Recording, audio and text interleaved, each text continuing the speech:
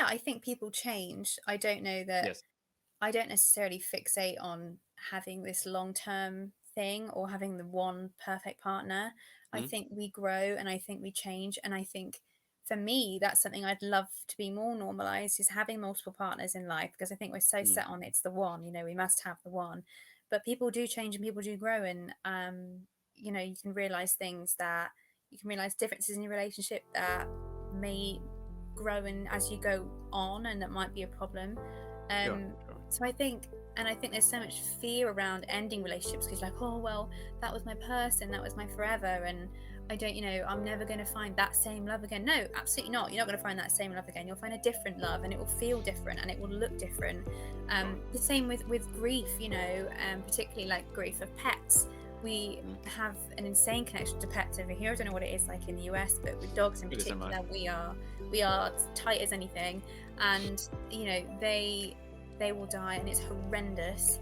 And yet we get more pets, not to Mhm. replace that same one, but we create a brand new relationship, a brand new level of love. Not that I'm relating relationships to dogs, but at the Sure. same time, I don't, I think it's great to look at it as a long term rather than, oh, this is only for the summer, it's only a summer fling.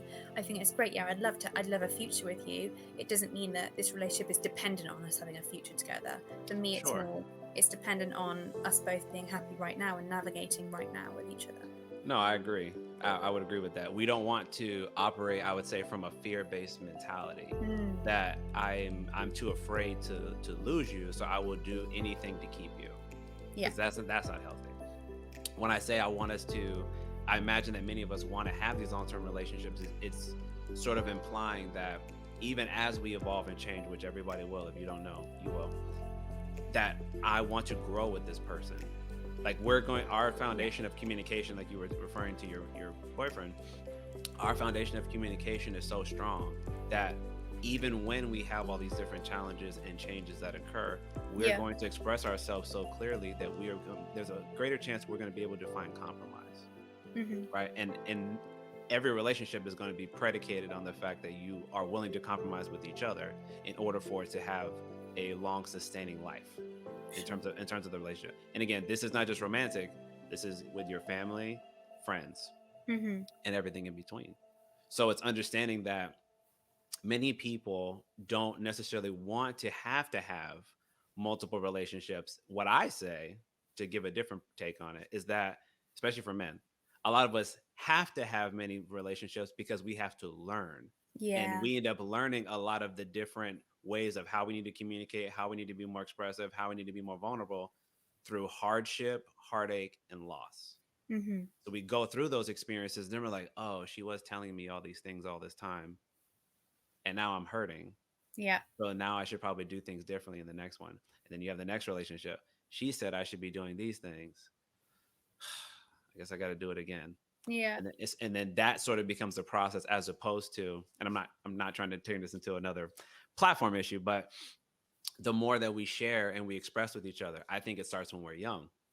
For Yeah. example, if me and my father have a really strong relationship and he's willing to tell me a lot of the mistakes that he made dating early on, right? It doesn't mean I'm going to listen to all of it because there's plenty of things that we dismiss that our parents tell us. So I'm not saying that, but there might be some things that you sort of plant the seed.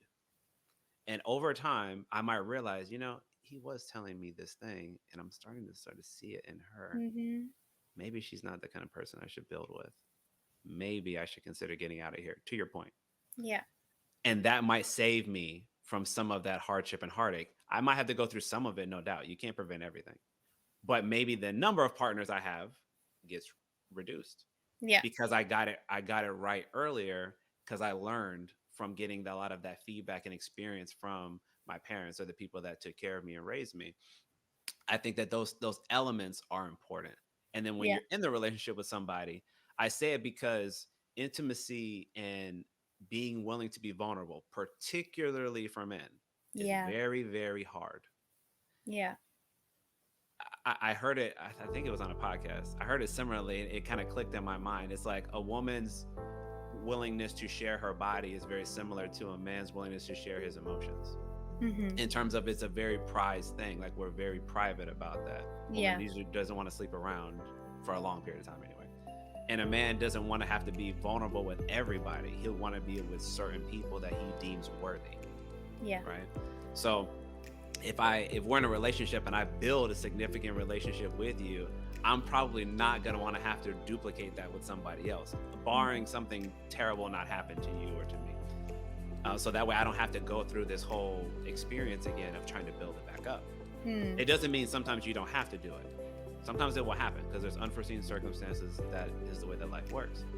But things that I can control for, I'm not going to contribute to try to destroy this relationship because I like the way it is. I like having you around. I would like for this to go as long as it can possibly go for.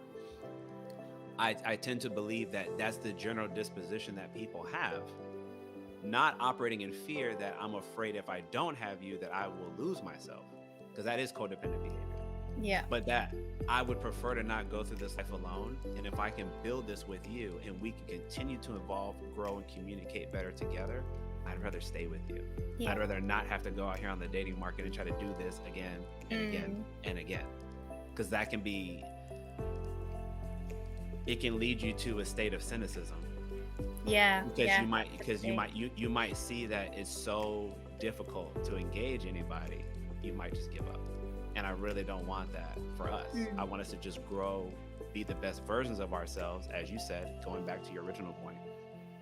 Entering the relationship as two people who are stable emotionally, physically, mentally, and all these different facets of life, because we're giving ourselves the greatest chance that it's going to be successful. But if I come in, I just got a relationship, you're relatively stable, then I might latch on to you and we might develop that codependent relationship where I don't know who I am outside of you because you sort of saved me from where I came from. So the purpose of saying all that is that we don't want to be jumping into a relationship looking for somebody to save us or trying to not deal with our stuff as the fallout of a relationship. It's okay to grieve it.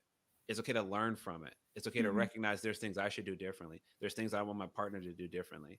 But understanding also that we don't want to have this sort of, I would hope anyway, an attitude of I'll just leap into another one and I'm sure this one will be better. The grass is greener expression, right? But that's not always true. It might look like it from the outside, as we've talked about.